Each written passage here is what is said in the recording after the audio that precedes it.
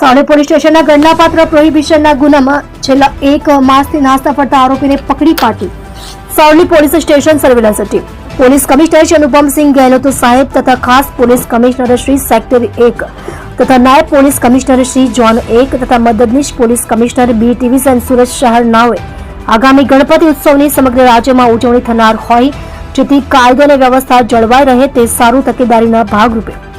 વિવિધ ગુનાના નાસ્તાવત આરોપીને પકડી પાડવા સારું સૂચના કરેલ હોય જે સૂચના માર્ગદર્શનના આધારે પોલીસ ઇન્સ્પેક્ટર શ્રી એસ.આર. વેકરિયાનાઓની આગેવાની હેઠળ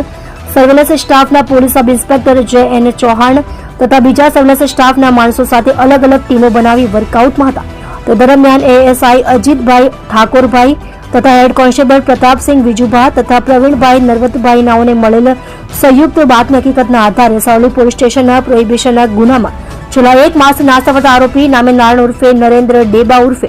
સુરેશભાઈ ચૌહાણ નાઓને પકડી પાડી કાયદેસરની કાર્યવાહી કરી પ્રશંસનીય કામગીરી કરેલ છે.